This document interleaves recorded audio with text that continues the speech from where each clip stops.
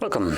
In front of me I have Samsung Galaxy Tab S7, and today I will go over unboxing along with an overview of the device itself. So starting off, this is the box that it comes in, typical boxing I would assume. So let's actually quickly pop it open.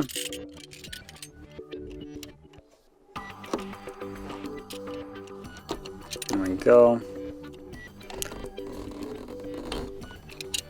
Anything else? It looks like that's it. There we go. Nothing on top of the box here. I'm gonna set it to the side.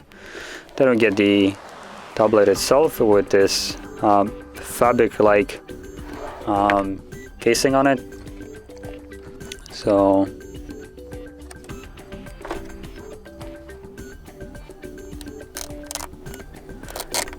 okay, let's pop it open.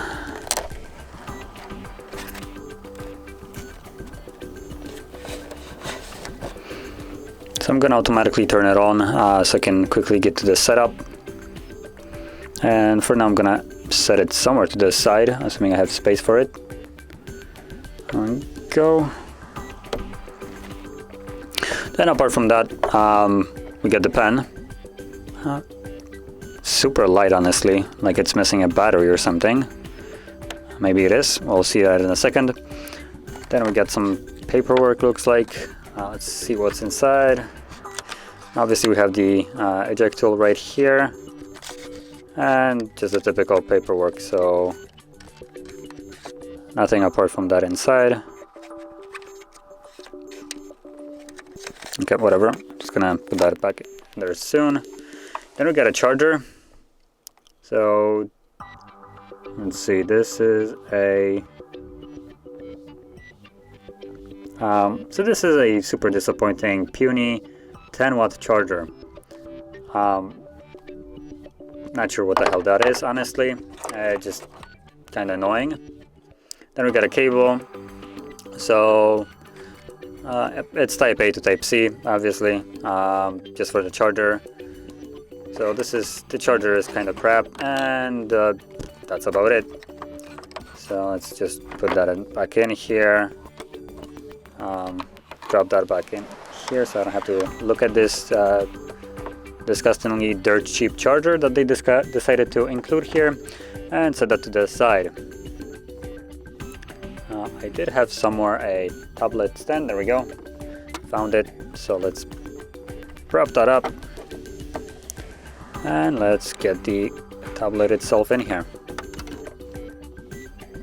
So this is the top of it. Now this thing is a little bit oversized. Oh no, the pen fell somewhere. Let me quickly grab it. I don't found it. Okay, so it looks like it doesn't need any kind of battery, which is nice. But like I said, it's super light. It feels basically like a prop almost. So let's quickly go through the setup so I can actually show you how this looks like. I have read, yep, everything. Okay. Skip, don't copy. Let's go to accept, skip anyway. I'm just trying to skip through this. Okay, so basically starting off, this is a 11-inch tablet with a resolution of 1600 by 2560, and unfortunately this is an IPS LCD display, so we're not going to be getting these super deep blacks, even though it actually looks respectable, I would say. It almost looks like an AMOLED display, I would say, or Super AMOLED, basically the same thing. It has a 83.6% screen to body ratio. Honestly, it looks like it should be smaller. These bezels are quite big, honestly, for what I'm used to, at least on the phones and other devices. Also, fairly small pixels per inch, so it comes at 274. If you're in the kind of like the subject of it, majority of the devices nowadays, specifically phones, come with a full HD resolution, which puts them at around 400 pixels per inch. So this is kind of short from that. And apart from that, the display is HDR10 Plus, which again makes this feel like there's something wrong with the IPS. Like it seems like the information is wrong. HDR10 Plus is primarily, for the most part, for the AMOLED or Super AMOLED display, so there might be something about it. And also, it's a 120 Hz refresh rate display, so this will look super smooth. Now, by default, it looks like it's enabled, but kind of looks weird. Let's quickly check it though. Motion smoothness, adaptive. So yeah, it is enabled, but it kind of seems weird. So that's the display. Like I said, it looks almost like an AMOLED display, but apparently it's not, based on the information that I could gather. So I would say that's a benefit. So yeah, now apart from that, we can go to the cameras. So at the front, we have just a single camera, as you can see right over here, and that is a 8 megapixel wide sensor that shoots at 1080p at 30 frames. So nothing really special here. I'm gonna quickly open it up and flip it over so you can see the quality that we're dealing here with, and it looks okay. So let's allow. So you can see that it's, well, grainy. It loses a little bit of a detail. This might not be the best place to capture anything. And honestly, let's face it, the 8 megapixel sensor on the front is primarily for like conference calls and not really for taking pictures. So yeah, let's flip it over. And at the back, we have a 13 megapixel and 5 megapixel sensor. Now, kind of showcasing those would be really difficult, so I'm still gonna attempt it. Now I have this little plenty right here just for that purpose. Let's move the trail to the side and just kind of try to capture a photo with this. Now obviously, again, this is not necessarily for going outside and taking photos, but I'm just trying to give you a good representation of how it might look like if you try to.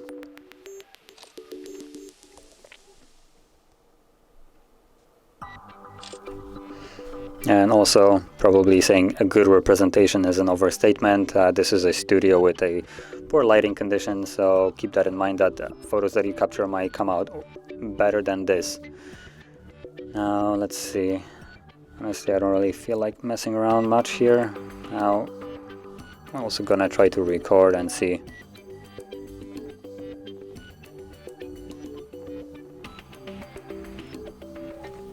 Okay, so just a quick recording so you can see how that looks like.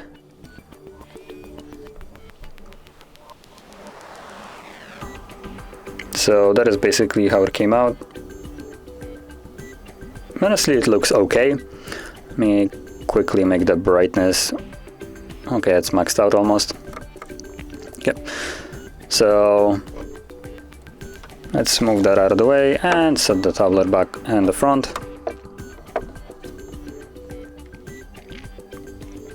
So let's see, let's go to the gallery and see the rest of the photos. So there is this one, and I'm not sure how to say it. It's way too saturated. That is one thing that I'll mention. This is just a little bit too much.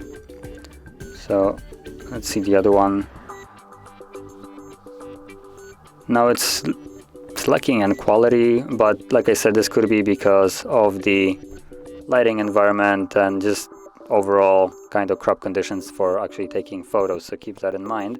But then on the other hand side, this is not necessarily the best sensor on here. It's a 13 megapixel wide, and it also has a 5 megapixel ultra wide, so it supposedly shoots at 4K 30 frames, but it's not a too high of a pixel count here, so I wouldn't expect much from it, honestly. Let's face it, these sensors aren't necessarily designed for capturing photos, for instance, like the phones are. Okay, now apart from that, the device itself, as you can see, runs on Android 10, so that is kind of like the standard. I assume it's gonna get fairly quick update to Android 11 once that drops for majority of the other devices, but at the moment it is only Android 10. And if I could actually quickly find that, there we go, Android 10. So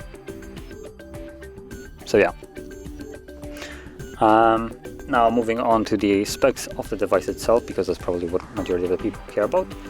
Primarily, it comes with the Snapdragon 865 Plus, so the top chip right now on the market. You have a couple of variants of this device itself. So we have the 128 gigabyte, 256 and 512 gigabyte versions. And also you have different versions of RAM. So there is 6 gigabyte RAM and 8 gigabyte RAM version. And all that also has a UFS 3.0 storage, so you will be getting a really quick transfer speeds, the reads and writes on these drives. So that is also a super good. And let's also pop out the tray quickly, and you can see that we have some kind of, is that an SD card? Let me quickly check it, because I genuinely have no idea if that's supposed to fit an SD card or not. It looks really wonky. But yeah, that's an SD card slot. So you can slap an SD card on one side and actually a SIM card on the other. Just quickly pop it in here and see. There we go. So SD card right here. So you can see you can even expand the storage further past the 512 gigabytes. So you can virtually get probably like over a terabyte of storage on here. Now the device has a fairly hefty battery right here, so it's an 8000 milliamp hour battery. It does support apparently a 45 watt charging, but like you've seen in the box, you get a puny 10 watt charger. So this is just an utter garbage of a charger, and if it supports a 45 watt charging, you will need to get another one. Now I'm not sure why it's done like this. If the device supports faster charging for the price that it comes in, which I actually haven't checked it, I will need to do that quickly, but I assume it's probably gonna reach around $1,000, kind of like majority of devices with this chipset. The fact that they didn't include a better charger is just beyond me. I'm not sure what Samsung is doing, because at the moment they're the only company that decides to either give you for the phones a 25 watt charger, or at least in this case they even give you a crappier one, a 10 watt charger. Now with that charger you can probably be charging this phone for most of the night and part of the day as well, considering it has an 8000 milliamp hour battery. So this is an absolute unit here. So yeah. Now another thing that I can mention, the device has side-mounted fingerprint, so you're not getting under display, which I believe in the previous, the Tab S6, we had under display fingerprint. I'm not exactly sure why it's not here. And also it has a DeX support. If you're not sure what that is, it's basically the semi-computer like feel. If you have a monitor with a Type-C cable support, so you can basically take it, plug in a Type-C to your monitor and to the device itself, or if you have some kind of conversion, so HDMI to Type-C, stuff like that, you can basically connect it, and the Samsung device will recognize the fact that it has a display plugged in, and it will launch DeX. And DeX is kind of like the equivalent of a computer feel to it. So it basically tries to imitate computer using the Android apps. And that's basically how I can describe it. Now most of the Samsung devices have it, along with the phones obviously. Also some other manufacturers add that, for instance Huawei has it, but it's just kind of a feature that is dropped in here, and I assume not very many people are using it. So not sure if that benefits you. Now also, apparently, let's see. So looks like that's about, we get the fingerprint sensor right here. I don't know, I'm trying to show it. The volume rockers, then on the bottom of the device, if I can actually somehow show it, we're getting the Type-C charging port and just two not microphones, but two speakers. At the bottom, or when it's in a landscape mode, it looks like we have some kind of support for either keyboard. I assume this is for keyboard or some kind of different accessory. As you can see, we have some connections right here and overall on the sides as well. And then at the top, we just have another speaker grill, I assume. So it looks like it has speakers everywhere. I mean, on the top and bottom. And then a simple microphone right over here. And then if we flip it back, flip it like so, you can see, and this is the back, sound by AKG. So the device apparently was tuned by AKG for the sound.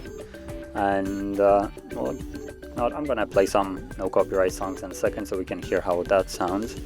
But as you can see, the back of it is fairly bland. It does have this point for the pen itself. That actually holds fairly strong.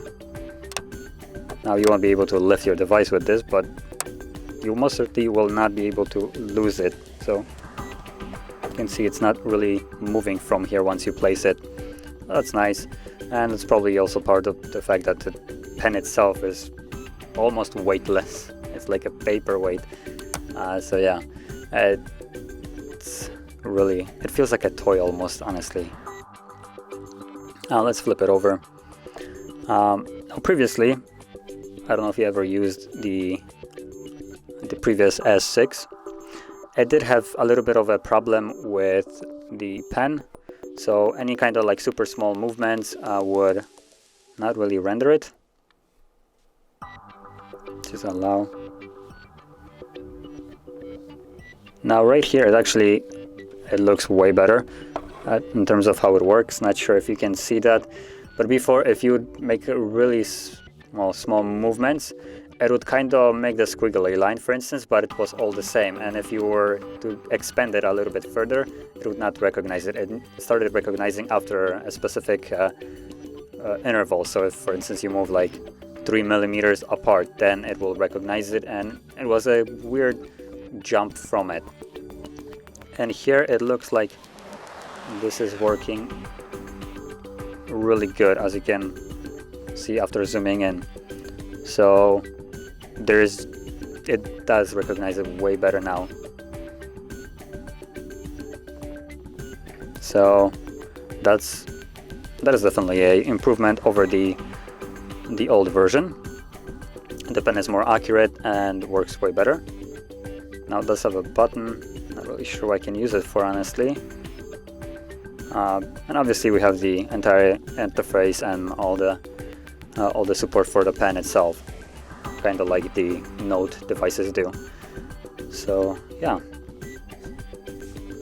Now if I can drop it. Oh, there we go. Also give us a notification that it's charging. So let's quickly connect to Wi-Fi. I'm gonna use a pen so I don't smudge up the display. So there we go.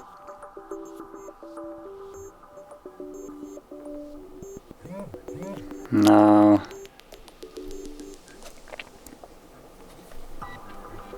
once it actually loads, I'm just gonna launch up some.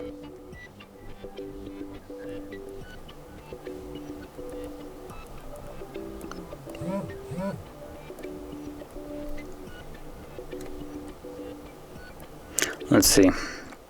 Now I'm launching no copyright, obviously, for no copyright. Let's launch something. I don't really care what, just to try to, so you can hear it, how it sounds. I'm gonna mute it at the beginning because I don't know how loud it's gonna get.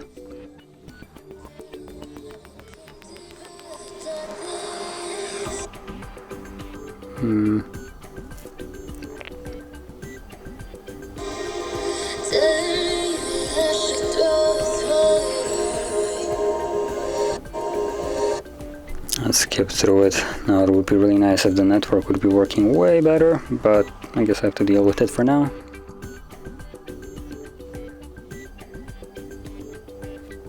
Please load. And quickly connect to a different one.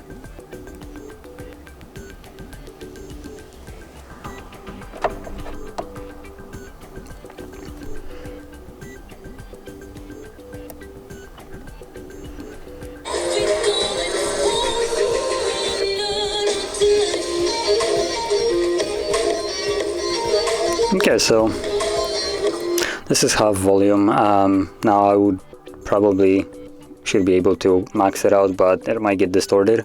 That's one, and number two, someone is recording next to me, so I don't want to mess up their stuff right there.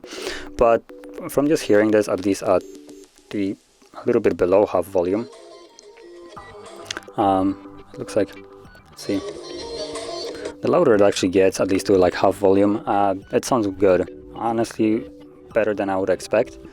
And there is a little bit depth to this sound. Now, don't expect too much from built-in speakers right here. That's not really the point, but I could totally listen to this, for instance, just by placing it somewhere in bathroom, for instance, and having some music under the shower. This would work sufficiently enough for me. It's way better than, for instance, what my phone can do. So this is a really nice and fairly rich sounding, honestly, device in terms of speakers. So yeah. Now, that was probably the last thing that I was going to touch on. And apart from that, you already seen build quality, and the device has this kind of more of a modern, minimalistic look, with fairly sharp angles everywhere. So we can see that it's not rounded, it's just literally a balak almost, and it does feel at some points a little bit sharp. So edges right here from like the back to the side, that actually feels like it might dig into your hand if you hold it for a while. So it looks nice, but not sure if in terms of usability if that will be comfortable to use. That I guess time will tell. Let's also place the pen. So as you will see, the pen kind of slaps on here. This grayish area is not in any way like embedded into the device, so the pen just sits flat on here, as you can see, and it will prop up the tablet a little bit if you set it up. Now, if that's a good thing or bad thing, I guess it just depends from the use. It does prop it up a bit. If you like it, then I guess that's good. If you don't, I guess you can then take off the pen and simply not place it on the back when you're trying to lay the tablet. Now, it also does protect the camera, because the camera also does protrude a tiny bit, so you won't have this wobble. Otherwise, if I take it off, you'd normally have a little bit of a wobble. You can probably see it. Now, it's not too much of it because the tablet is fairly big, so the wobble is kind of insignificant, but by placing the pen, it does prop it up, and there is not really much wobble unless you press it hard to basically tip over the device. So otherwise, when you would be typing on it or anything, it's gonna keep it firm. So yeah, and I guess that would conclude the overview of the device. So honestly, I'm fairly pleased with this device. It looks really nice, modern. The design is really nice and clean. The Android, obviously just a typical Android 10 with the One UI. I think it's 2.0, so basically whatever Samsung always puts in. Nothing really out of the ordinary here. Now you're missing kind of things like wireless charging. You're missing a better charger for it.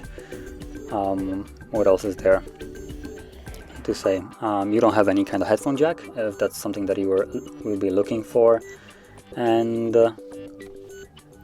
you do have a nice display, high refresh rate, which is a real nice add-on to this.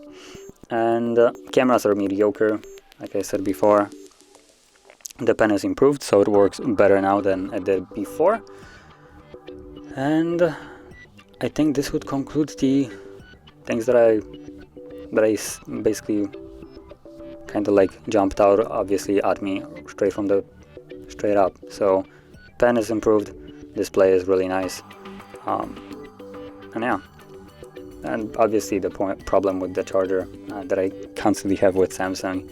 If they're listening, I would really like to know why it's a 10 watt charger or phones come with a 25 watt charger. It just seems kind of funny at 2020 at the end of it to basically keep including such a charger. And lastly, the price of this device comes at 700 euros. So around basically the same thing in dollars, maybe a little bit more. So it's actually cheaper than I would have expected. I would have expected probably to be around 1,000. So it is, I think, cheaper actually than the iPad Pro. The fact that it comes with a pen is also an additional real thumbs up, considering things like iPad Pro do not.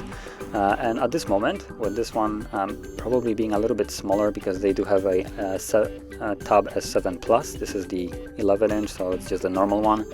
It is probably going to be a little bit smaller than the iPad Pro, but at $700 it comes with a pen. They improved the problem that iPad Pro had over this one, or the S6, with the pen just not really recognizing the inputs correctly at really small movements. This is fixed now, works flawlessly. I'll also probably do some kind of drawings on it later on and record that as well, and show you some good apps that I consider really nice to use for drawing on it. And you can quickly see how it looks like just to draw on it overall, because primarily this device is probably made for creators that like to draw. That's why there is a pen. And yeah, honestly, to overview this and finish it up, for $700 I really consider this to be a really good device. It comes with top specs, and the display is amazing, the pen is fixed, and I'm also not a fan of iPads, so the fact that this is basically either, I think, the same price or probably cheaper than iPad and comes with a pen is just so good. So I really like this device, obviously. And if you're wondering if this is the device for you, if I am recommending it, I would say yeah, it runs really well, obviously has top specs, and does everything that you would want this tablet to do. And the fact that it also comes with 120 Hz is amazing for just overall other uses, like in, for instance, watching stuff or just gaming on it, which this device can do without any problem. So it's a definite yes from me. And if you found this video helpful, don't forget to hit like, subscribe, and thanks for watching.